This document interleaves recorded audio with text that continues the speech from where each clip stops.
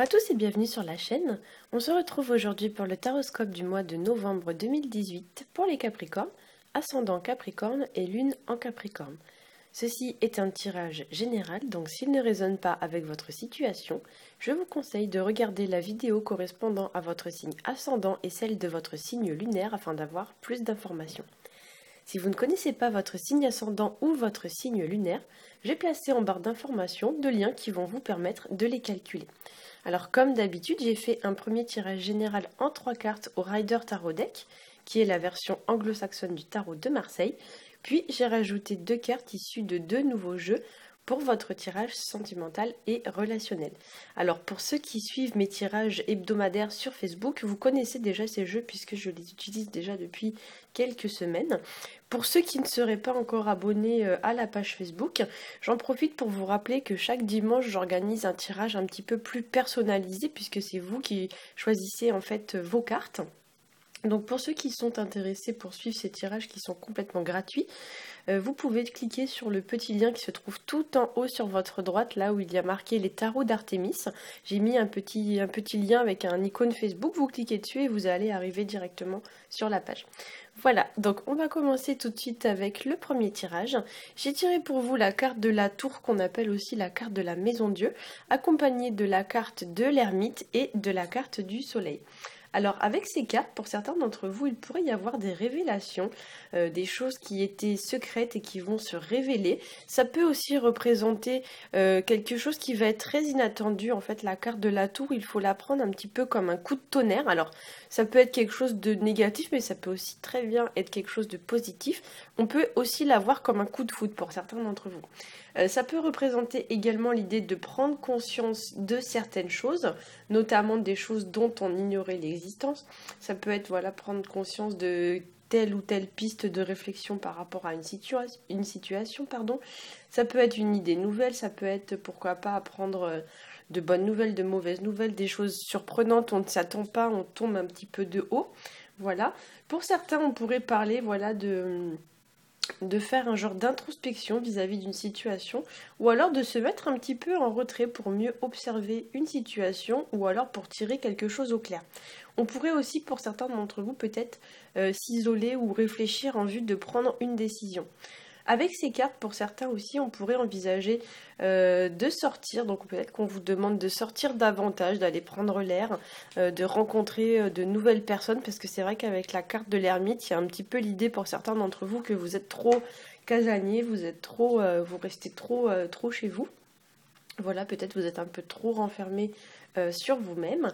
Et pour certains d'entre vous, ce tirage pourrait aussi indiquer l'idée que certains ont peut-être peur de s'exposer un peu au regard des gens, au regard des autres, et qu'il est temps pour vous, en fait, entre guillemets, de vous assumer tel que vous êtes, de vous assumer pleinement et entre guillemets, de rayonner. La carte du soleil, c'est vraiment une carte de rayonnement.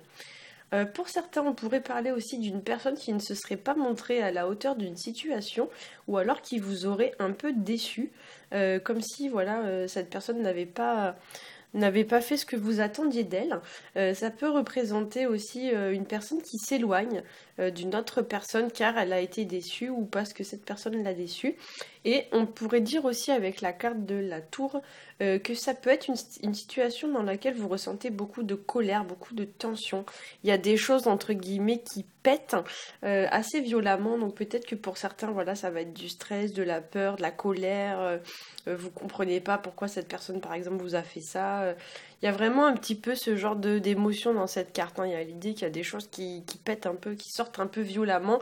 Peut-être pour certains vous allez dire des choses que vous ne pensez pas ou ce genre de choses, hein. Voilà. Peut-être que pour certains aussi, vous pourriez voir enfin le vrai visage d'une personne, comme si vous alliez devoir, entre guillemets, tomber le masque.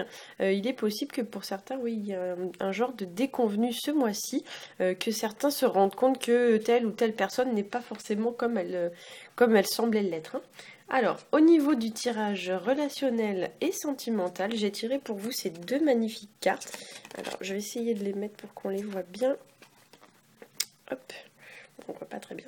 Donc la première, elle s'appelle Time for a Nap, qu'on pourrait traduire par le temps d'une petite sieste, le temps de faire une sieste. Et la deuxième, Hop, voilà, alors je vais vous la traduire. Grosso modo, ce qu'il faut comprendre dans cette carte, c'est que votre foi, enfin ce en quoi vous croyez, a le pouvoir de transformer en fait. Alors trauma, c'est tout ce qui va être de l'ordre des traumatismes. Donc les traumatismes en guérison, le conflit, alors eux ils disent croissance, mais il faut le prendre plus comme quelque chose de positif. Donc ce en quoi je crois a le pouvoir de transformer les traumatismes en guérison, les conflits en positif et les peurs en amour. Voilà, magnifique carte, j'aime beaucoup le graphisme en plus. Alors ce sont deux jeux que j'ai achetés sans livret parce qu'en fait s'il y a bien quelque chose que j'aime pas quand j'achète les cartes et quand je tire les cartes, c'est lire les petits livrets qui accompagnent les cartes. Parce que ben, je trouve que ça n'apporte rien en fait. Personnellement, l'interprétation que je vais avoir d'une carte va pas forcément correspondre à ce que la personne qui a écrit le livret voulait dire en fait au niveau de l'interprétation. Donc moi je lis pas les livrets en fait, souvent je les garde même pas, je les jette. Donc là carrément j'ai acheté les cartes sans livret. Voilà, donc du coup je connais pas le nom des jeux. Alors celui-ci il me semble que c'est la sagesse de l'oracle, parce que j'en avais déjà entendu parler dans sa version française, donc je suis quasiment certaine que c'est celui-là. Par contre honnêtement l'autre je sais pas du tout ce que c'est. Si ça vous intéresse j'essaierai de faire des recherches pour savoir un peu ce que c'est comme jeu, mais en fait je sais pas du tout le nom. Et voilà. Donc la première carte, on pourrait donc la traduire par le temps de faire une petite sieste. On va plus l'interpréter dans le sens de faire une petite pause plutôt. Et effectivement, la carte va nous indiquer l'idée d'un repli sur soi, comme on avait déjà cette idée un peu avec la carte de l'ermite, ou alors de prendre du recul, de prendre un genre de pause vis-à-vis d'une situation qui peut-être ne se passe pas ou ne s'est pas passée comme prévu. Peut-être que voilà, pour certains, vous mettez un peu de distance entre vous et une autre personne, ou qu'une personne met un petit peu de distance entre elle et vous, voilà. Pour certains, on pourrait vous demander, voilà, de vous octroyer une forme de guérison, une forme de soin, comme si vous alliez en fait vous régénérer ou vous mettre un petit peu dans votre cocon, voilà, pour vous apporter une forme de guérison vis-à-vis d'une situation. Donc il y a vraiment pour certains l'idée un petit peu de se mettre dans sa bulle hein, ce mois-ci. Voilà, peut-être que pour certains aussi, vous vous isolez d'une personne un petit peu nocive, parce que le renard, effectivement, surtout dans les cartes, mais surtout dans le petit le normand, le renard fait référence à toutes les personnes qui sont un petit peu, on va dire, sournoises. Le renard, c'est un peu le symbole du rusé, de la fourberie, donc effectivement, peut-être que pour certains, il y a besoin de mettre ce genre de personne à distance, une personne qui peut-être ne s'est pas montrée, comme je l'ai dit tout à l'heure, à la hauteur d'une situation, ou une personne voilà, qui vous a fait peut-être un coup bas ou quelque chose dans ce genre-là. Voilà. Pour certains, ça pourrait représenter aussi le fait de profiter de cette pause pour se concentrer à fond sur un objectif que l'on souhaite mettre sur pied, puisque la seconde carte nous parle quand même de croissance.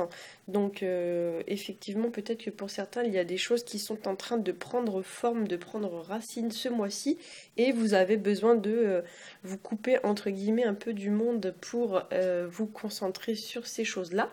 Pour certains, on pourrait aussi, avec la seconde carte, vous demander d'apprendre à tirer les leçons d'un événement, notamment d'un événement négatif, et de le transformer en positif, de ne retirer que le positif au lieu de rester concentré sur le négatif, avec l'idée que peut-être il y a une leçon à tirer de cet événement. Et pour certains aussi, il y aurait l'idée peut-être de surmonter un obstacle ou une difficulté en gardant un état d'esprit adapté, donc un bon état d'esprit, de voir les choses du bon côté, de rester optimiste, positif, de ne pas vous décourager. Pour certains, on pourrait peut-être aussi vous demander de prendre conscience que dans tout événement négatif, il y a des leçons à tirer qui ensuite peuvent apporter du positif.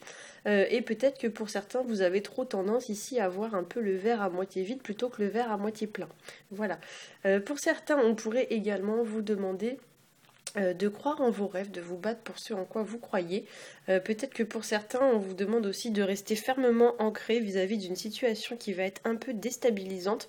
On voit quand même, vous voyez, sur cette carte, un arbre voilà, avec de profondes racines, puisqu'elles font pratiquement la moitié de la hauteur de l'arbre. Hein. Donc peut-être que pour certains, on vous dit que vous manquez un peu d'ancrage. Alors l'ancrage, effectivement, c'est une notion qui n'est pas facile à décrire pour les gens qui sont pas très branchés spiritualité, mais grosso modo, l'ancrage, c'est ce qui vous permet que En fait, c'est comme si vous étiez un arbre et au moindre vent, vous vous envolez, sauf si vous êtes bien ancré à la réalité. Vous avez de profondes racines, vous êtes bien ancré dans votre vie quotidienne et vous ne vous laissez pas déstabiliser comme ça au premier coup de vent.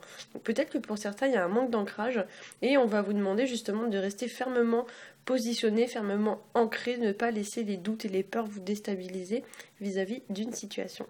Voilà, j'espère que ce tirage vous aura plu. Si c'est le cas, n'hésitez pas à liker, à partager et à vous abonner. Je vous rappelle donc que je propose des tirages gratuits tous les dimanches sur Facebook. Donc si vous souhaitez nous rejoindre, n'hésitez pas à cliquer sur le petit lien situé tout en haut sur votre droite. Voilà, si c'est le cas, eh bien je vous dis à dimanche. Et pour ceux qui n'ont pas Facebook ou qui ne souhaiteraient pas s'abonner, je vous souhaite un très bon mois de novembre et je vous dis à bientôt.